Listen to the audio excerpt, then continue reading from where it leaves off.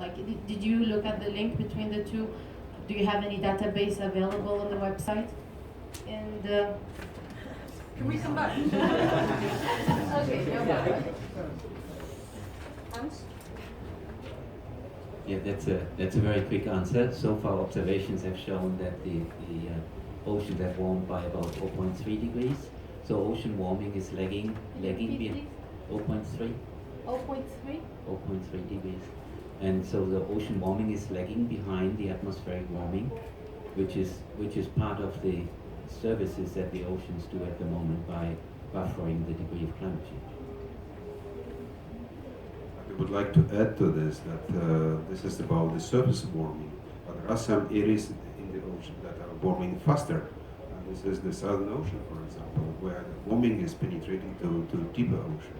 And there are some implications of deep ocean warming for certain things. It's not as simple because yeah. Any number like? Any number actually, sorry, I don't remember that, but it is also measured in tens of degrees. But the problem is it's much deeper, and that water goes almost everywhere from Antarctica. Wolf? Yeah, question about the effect of warming on ocean currents. Carol has mentioned the Gulf Stream warming up the UK, making the climate much nicer than in Norway. Ocean currents will change, we know that. The Gulf Stream is one example. It was estimated, I don't know, a decade ago or so that the Gulf Stream may actually break up completely. We know today that's not going to happen. It will slow down slightly. The warming will still be there, but this is one region. It will be similar in other regions of the world. So ocean currents are going to change. The biggest effect of warming on ocean mixing is vertically, I think, because what warming will do, it will increase the stratification of the ocean so that the upwelling of the deep waters to the surface, nutrient-carrying deep waters will slow down. That will have a major impact on ocean productivity. So is it me? Is this one working? Okay. So really great question about tracking biodiversity changes. So although that's one of our goals, if you go into our data portal, we're still just trying to get a handle on serving the chemical data. We're having active conversations about what to recommend in terms of biological observing that's directly attributable.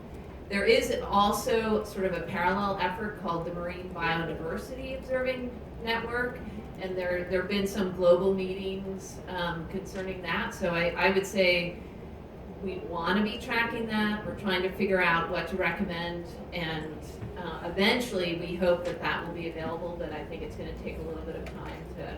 I think the science is more advanced on that score in coral reef ecosystems, especially in the US. So I could provide you some more information along those lines. Thank you. Yeah. Thank you very much, Libby. You know, if I may, to add to this, that the space occupied by coral reefs is very, very little. It's just less than 1% of the ocean surface. But 1/3 of species live there. And we know from Hans and from many people that corals are strongly affected by combination of acidification and warming. So that is the mechanism. We don't have even numbers attached to this, but we know what is going on. Other questions, please? Yes, please. It would be more a question to you. In the climate part, you see a very active global climate observing system, which is recognized even inside the Convention for Systematic Observations. One question would be, where is good along these lines, and whether the notion of this global ocean observing system as a unique front to come to the Convention, would that help all of your movement get more attention from the decision makers? I thank you for this question, and I think you attended probably the Earth Information Day yesterday, did you? Yeah, so that was, I think, a clear answer. But you know, what is happening, and this is very important for people with whom I work in the IOC. We try to do a lot to develop global ocean observer system, which is an ocean branch of global climate observer system. it is really important that it really is recognized as the contribution to the goals of the United Nations Framework Convention on Climate Change. Because, and this is what Libby wanted to say, but I stole it. So you cannot measure, you cannot manage what you cannot measure. So in the global ocean observing system, we already have good coverage of the physical part of the system, and this is related to the use of satellites and also to the use of the new sensors, which are called Argo sensors that go to the depths of 2,000 meters and measure temperature, salinity, and also they float, and because of that we can track currents. But this system works until only the depths of 2,000 meters, so it's the average depth of the ocean, 5 kilometers and maximum around 11 kilometers. So we are not, and we know that the heat goes down, and in some places even very, very, very prominently. So then also there are impacts on biogeochemistry. This biogeochemical part of the system is also emerging, but much less. Only in the pilot mode we have essential ocean variables associated with marine biology and ecosystem function. And we saw today how important it is to have healthy ocean for the sake of climate. So the problem though is that we know everything from observations. We know that 93% of ocean excess heat goes into the ocean, and this comes from observations and then analysis of the data. But the fact that we know this is known by scientists. It is much less appreciated by decision makers. So we need to know and to make them know that what we know about climate comes from observations. And indeed, it will be very important that negotiators really realize the importance of the observations, take this information to governments, and make them recognize and support global ocean observations. Without observations, we are in big trouble because we will not be able to understand what is happening now, and will be even not able to predict the future climate. Thank you for this question.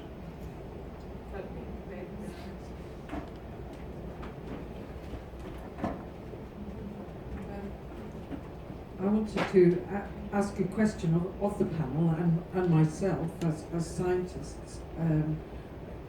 We had a really lovely African flavour to this panel, and it's shown how capacity can be built really quickly, that there are scientists in countries very willing to take on leadership roles. Thank you very much. And Naira's talk mentioned that Africa was one of the vulnerable countries. There are many other vulnerable countries, and I'm sure you've built capacity, but these vulnerable countries are actually need to be able to adapt to a changing ocean. We need to do those observations, and so somehow we need the oceans and coastal systems within the COP recognised for mitigation and adaptation, so that these countries can access the Green Climate Fund, so that you can build on your knowledge, build observations, bring in the blue carbon aspects, and really adapt, because without it, there's going to be a huge number of people in the world who are very, very vulnerable to the changes for ocean ecosystems. And it's not just sea level rise, it's the poor fishers, the people that depend on food, and for jobs. So this is really kind of, we're bringing the science, but we have to move that, or the policy makers need to move that up, and how that's going to convert to expand your knowledge and to give you the tools to actually move forward in a large way. So I don't know, I'm going to throw this at Libby and then along here, because this is essential for the next step. Did you want to say anything? I like that wording. Yeah, she asked for the action of IPCC in the way for adaptation and mitigation.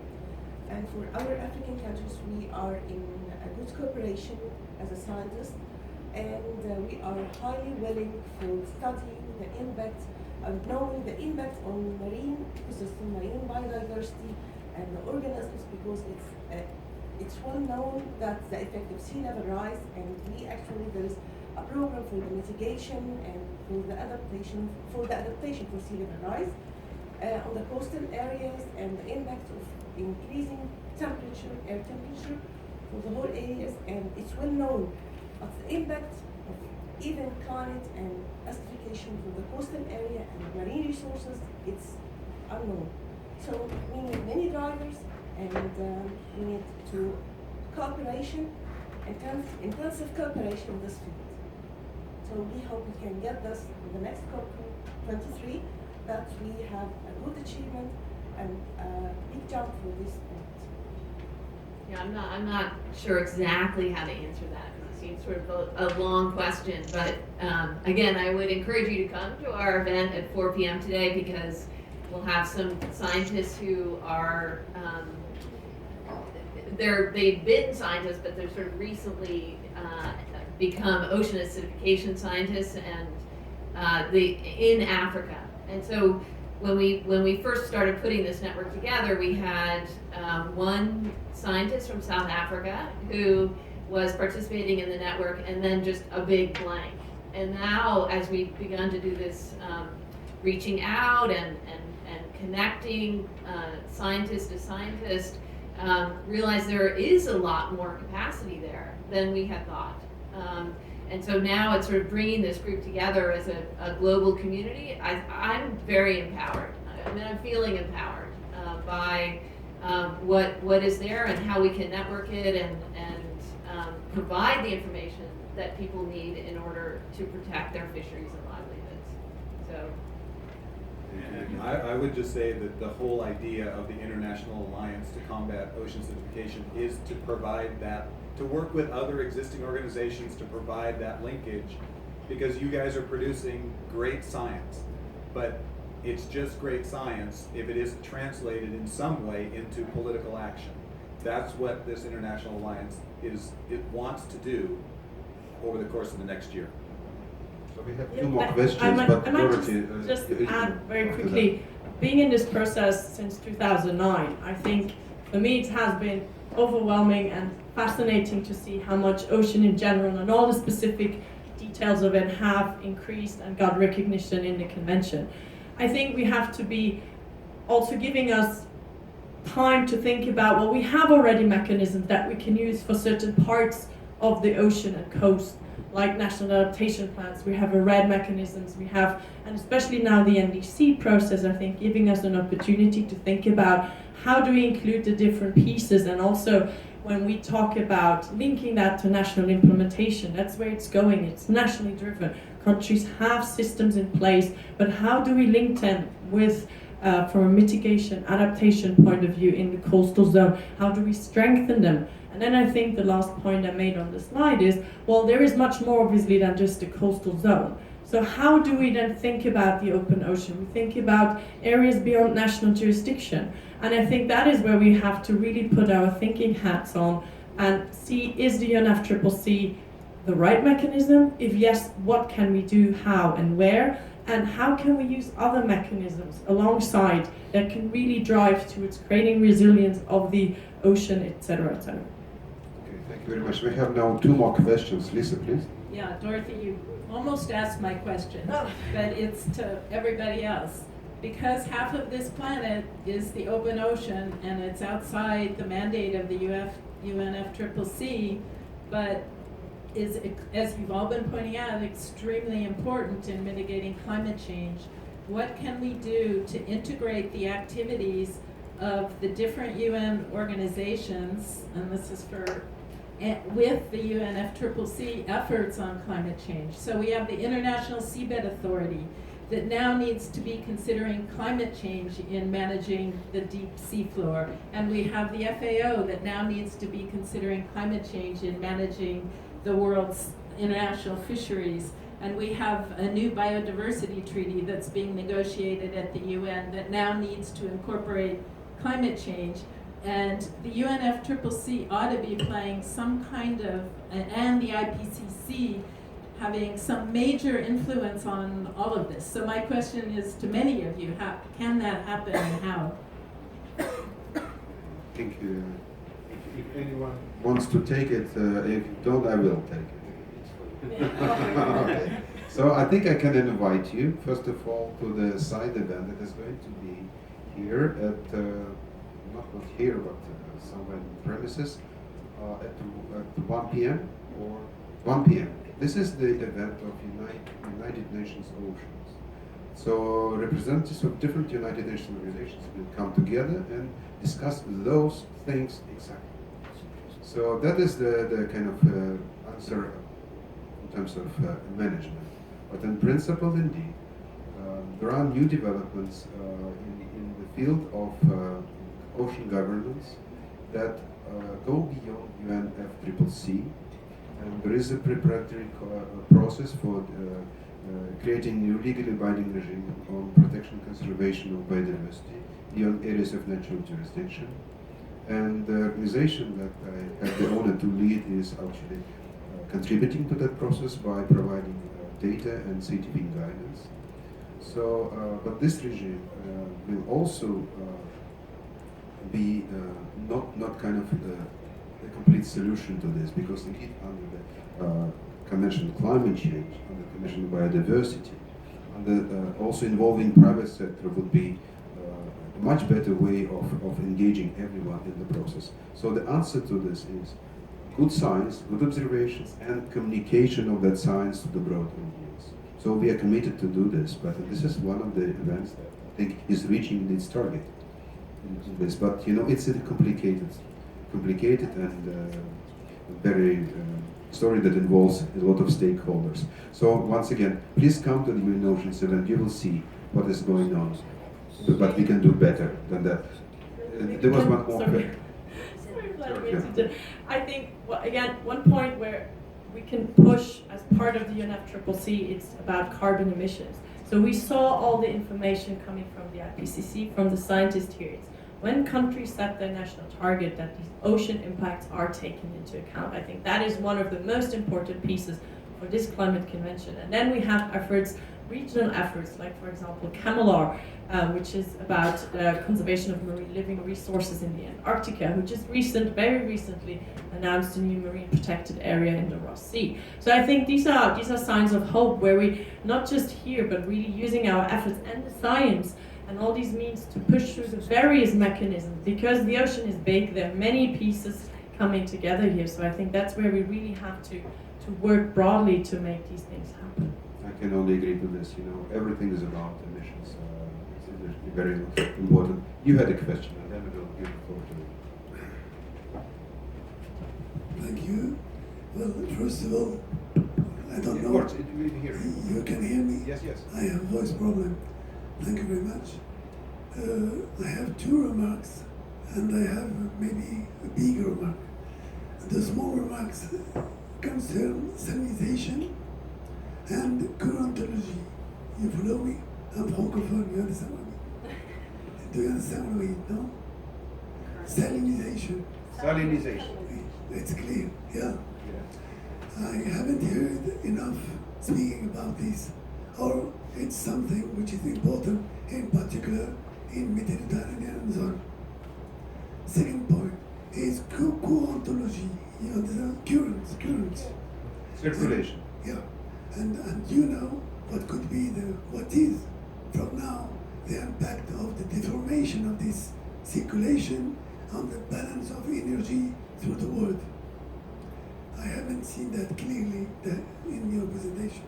At the end, the big question in the IPCC works: are there simulations done about the future of the ocean linked with 2 degrees warming, for example, and its impact on water warming, salinization, acidification, and ecosystem going down, taking into account all this? I mean, a negative or a black scenario in which the ocean becomes emitter of gas of greenhouse. You understand me? This destabilization, is it simulated by model At the same time, like we are doing with the atmosphere, etc., it's very important. I don't know if it's done. I would like to know if it is done. And it is important to know because I know that they are working on the 1.5 degree report for IPCC for 2018.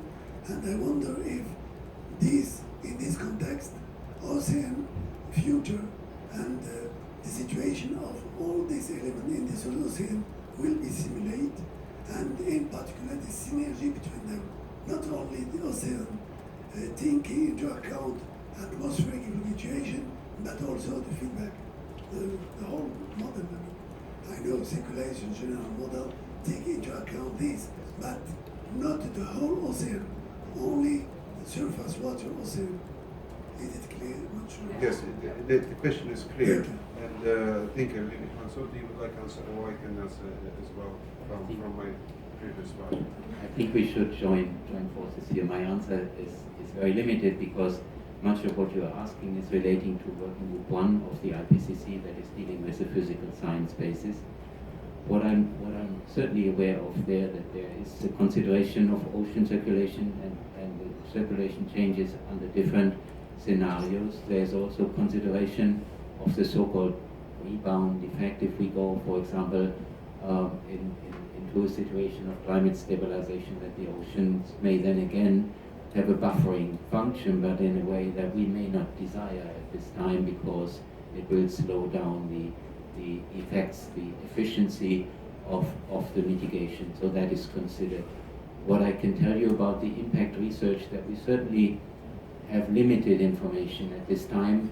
For example, if it comes to the impacts of ocean acidification, we can clearly distinguish between a world under 1.5 degree warming and under 2 degree warming. And that is also true for the social economic impacts. So we need to increase our efforts. I know several countries are doing that. They are setting up research programs that are addressing this question of how a world that is undergoing high ambition mitigation efforts will look like in the different sectors.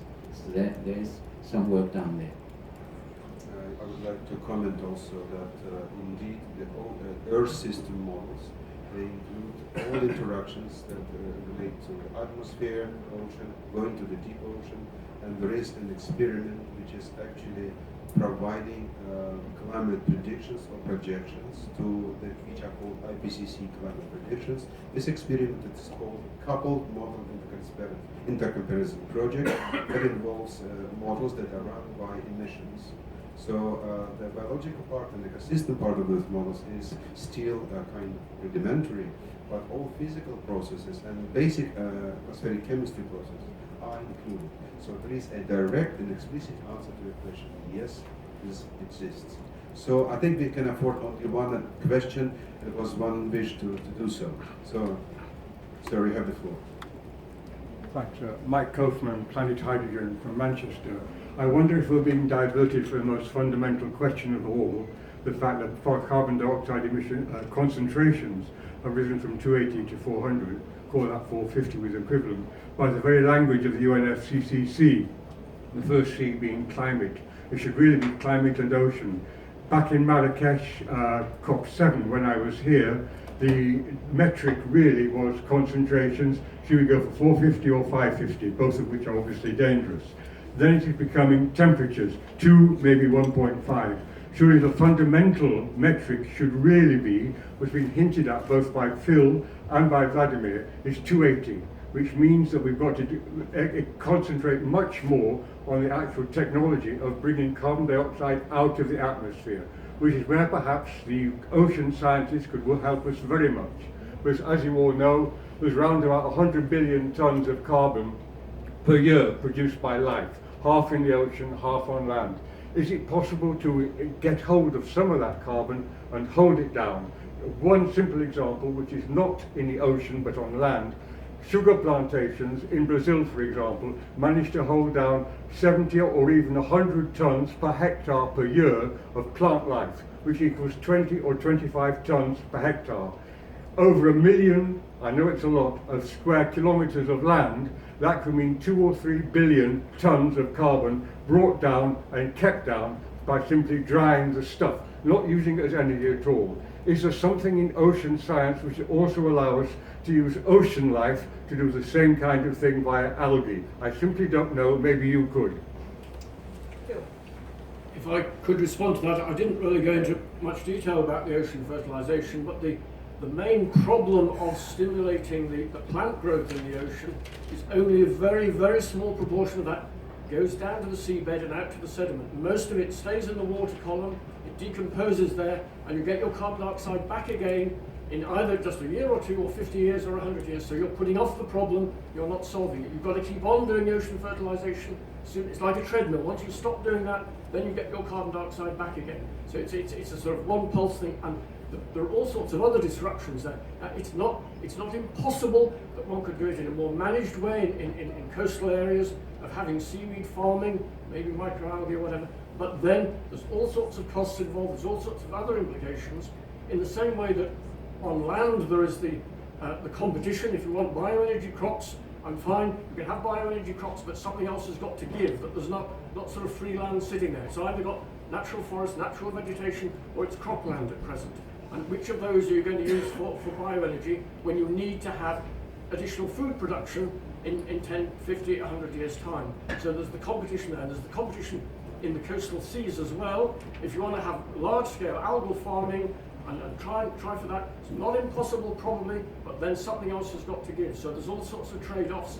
It's going to be very difficult. It's something that can be investigated further, but the problem is that we're betting on negative emissions. We haven't talked about the integrated assessment models that have the economics in them. In the IPCC models, they are assuming that negative emissions can be done at large scale in order to get to, that was RCP 2.6. That was global warming. Now we've got more stringent demands on that. We're saying well below 2 degrees centigrade, 1.5. In order to do that, all the models are now saying we really need to have negative emissions, but we don't know how to do it. And that's a very dangerous situation. It's been described as magical thinking, hoping that you're going to get somewhere just because you're going to hope that you're going to get there. But we've really got to work out how to do this, and if we're not going to do that, then we've got to cut emissions, starting now. Thank you. That thing is a very valid, I think, and a very honest assessment of the situation.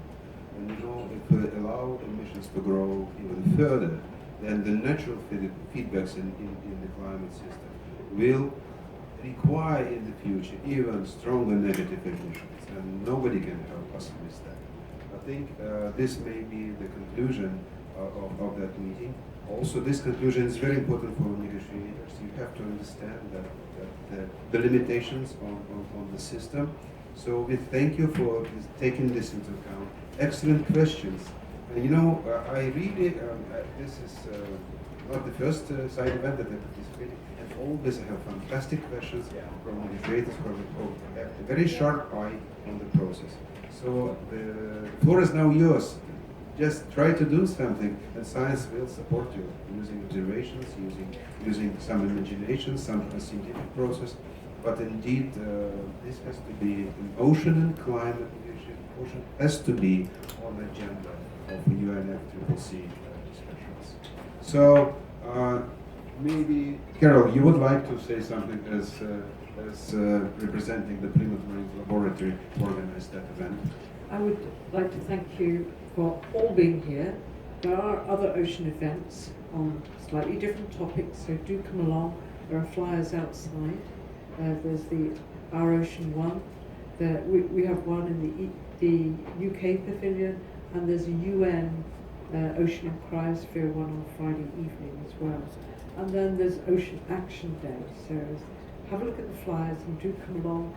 If you want to leave your card, if you are interested, we can email those venues to you in times. And basically, no one owns the open ocean, but we can all speak up for it.